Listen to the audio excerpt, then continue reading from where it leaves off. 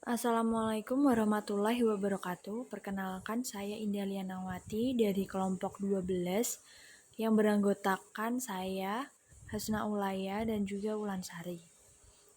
Saya akan mempresentasikan mengenai layanan dan pendidikan ARBK Tunarungu.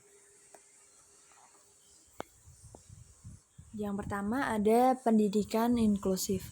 Pendidikan inklusif adalah konsep pendidikan terpadu bagi semua anak untuk memperoleh pendidikan yang layak, khususnya bagi anak penyandang difabel yang diselenggarakan di sekolah formal. Lahirnya pendidikan inklusif didorong oleh adanya kesadaran bahwa semua anak berhak atas pendidikan yang layak tanpa memandang sisi kelemahan seseorang. Agar tidak terjadi diskriminatif terhadap anak-anak yang memiliki keterbatasan, serta mereka akan mendapatkan layanan sesuai untuk mengoptimalkan potensi yang dimilikinya.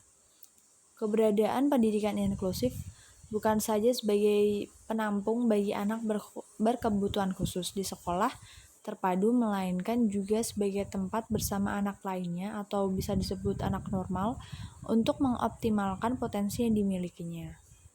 Sekolah inklusi diselenggarakan dengan menyediakan sistem layanan pendidikan yang sesuai dengan kebutuhan baik bagi peserta didik normal maupun peserta didik ARBK melalui penyesuaian kurikulum, strategi atau metode pembelajaran, penilaian, dan penyiapan sarana dan prasarananya. Selanjutnya ada pendidikan segregatif anak tunarungu. Pendidikan segregasi adalah sekolah yang memisahkan anak berkebutuhan khusus dari sistem persekolahan reguler. Di Indonesia, bentuk sekolah segregasi ini berupa satuan pendidikan khusus atau sekolah luar biasa, sesuai dengan jenis kelainan peserta didik seperti SLBA untuk tunanetra, SLBB untuk tunarungu, dan lain-lain. Sebagai satuan pendidikan khusus, maka sistem pendidikan yang digunakan terpisah dari sistem pendidikan di sekolah reguler, baik kurikulum, tenaga pendidik, sarana, dan prasarana, sampai pada sistem pembelajaran dan evaluasinya. Memperhatikan keterbatasan kemampuan anak tunarungu dari aspek kemampuan bahasa dan bicaranya sejak awal masuk sekolah, pengembangan kemampuan bahasa dan bicara menjadi skala prioritas program pendidikannya. Maka dari itu, untuk metode pengajaran yang digunakan anak tunarungu tentu terpisah dari sistem pembelajaran anak normal. Metode tersebut yakni metode pengajaran bahasa untuk anak tunarungu yang menggunakan dasar tahapan perkembangan bahasa pada anak dengar. Selanjutnya ada pembelajaran untuk anak tunarungu atau siswa tunarungu. Anak tunarungu dapat belajar di lingkungan sekitarnya sehingga tidak menutup kemungkinan bahwa mereka tumbuh menjadi sosok yang mandiri, partisipatif, serta penuh kontribusi dalam masyarakat inklusif. Yang pertama ada auditori verbal, merupakan pendekatan yang digunakan sebagai strategi mengintervensi dini. Selanjutnya, pendengaran auditori oral bertujuan untuk memperoleh kemampuan bahasa lisan dalam kehidupan sehari-hari mencakup rumah atau keluarga dan sekolah. Anak yang diajari keterampilan mendengarkan terdiri dari tingkat deteksi, diskriminasi, identifikasi, dan pemahaman bunyi.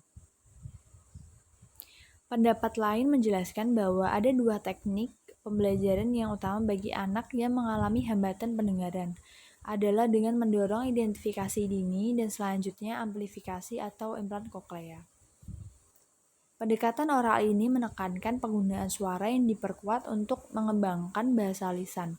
Pembelajaran dilakukan dalam dua tahapan yang saling melengkapi, yaitu yang pertama ada tahapan fonetik bertujuan untuk mengembangkan suku kata secara terpisah. Yang kedua ada tahapan fonologik, yaitu mengembangkan keterampilan dalam mengembangkan kata-kata, frasa, dan kalimat. Selanjutnya ada pembelajaran bahasa. Pembelajaran bahasa dilaksanakan secara natural dalam kegiatan-kegiatan yang berpusat pada diri anak. Pada masa prasekolah, Pengajaran bagi anak dan pengasuhnya dilakukan secara individual. Adapun memasuki masa sekolah, pengajaran dilaksanakan dalam bentuk kelas, inklusif atau khusus bagi tunarungu di sekolah reguler. Model pembelajaran ini bergantung pada keterampilan sosial, komunikasi, dan belajar anak. Senada dengan itu, cara lain dalam pembelajaran anak tunarungu yaitu yang pertama ada bahasa isyarat, menggunakan kombinasi gerakan tangan, tubuh, dan wajah untuk menyampaikan kata dan konsep daripada huruf. Yang kedua ada fingerspelling, menggunakan representasi tangan untuk masing-masing 26 huruf alfabet. Sekian presentasi dari saya. Bila ada yang kurang mohon dimaafkan, dan jika ada yang ditanyakan bisa disampaikan melalui WA Group. Terima kasih atas perhatiannya. Wassalamualaikum warahmatullahi wabarakatuh.